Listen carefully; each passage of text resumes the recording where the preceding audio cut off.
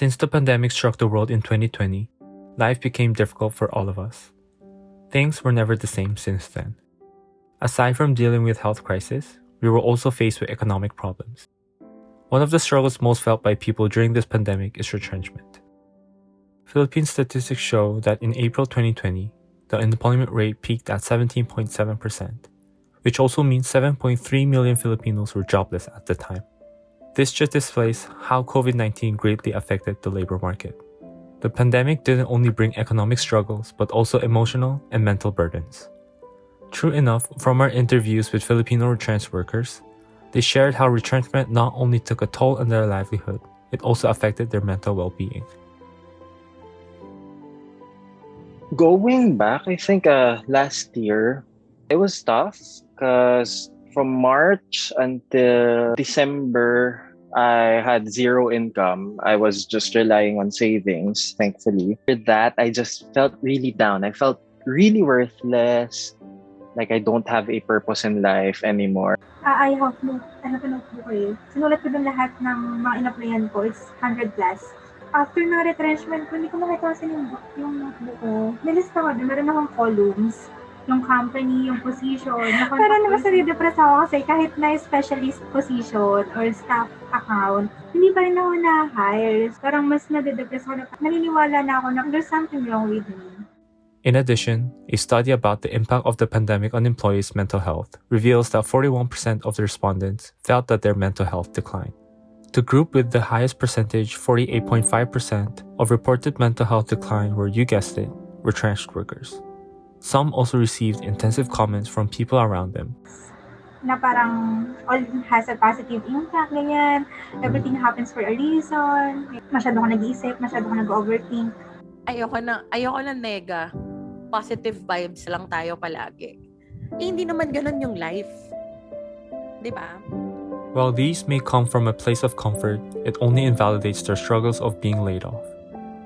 In an attempt to stay optimistic, this unfortunately led to more frustration and denial of their feelings of anxiety and worry. This kind of quote-unquote positivity became toxic. Yes, it seems like retrenchment is the problem here, but digging deeper, the real issue at hand is how people are dealing with it. Toxic positivity became a way to pacify their emotions, but this didn't help them address things properly. According to mental health professionals, toxic positivity is a coping mechanism to an even bigger issue: anxiety and depression. Let's hear what our psychiatrist, who is one of our interviewees, had to share about this. In terms of toxic positivity, it's a form of denial. Kasi diba, I always tell my patients na if you have feelings, you have to talk about them, you have to feel them.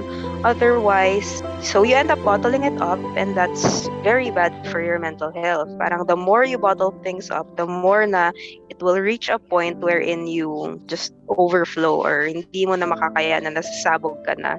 You keep denying your feelings to the point that it's not healthy for you anymore, and you eventually break down or suffer a mental breakdown. And that manifests as depression, anxiety when it comes to toxic positivity. And so we thought, what now? With these stories from retrenched workers and their struggles in mind, what can we do about it? We are fully aware that we are barely scratching the surface of this topic, as this has only happened during this pandemic. However, from the stories we heard from retrenched workers, what we found is that there needs to be an avenue where people can share experiences, tips, insights, and learn from each other. And that's why our main medium for getting our message across is an informative website. Hence, we came up with Positivity Check. This informative website uses an empathetic approach to talk about retrenchment and toxic positivity. In the website, we share insights from retrenched workers and how they dealt with their situation. It also features a self-assessment test where users can gain better insights about their current mental well-being. Aside from this, we also give a glimpse of the struggles of the retrenched workers through our comics. We wanted to create a safe space for retrenched workers to feel heard, validated, and hopeful. Because yes, sometimes it may seem hopeless, but we are here to tell retrenched workers that there is a light at the end of the tunnel, and they are not alone in this. All it takes is taking the first step, and it starts with acknowledgement. It starts with a positivity check.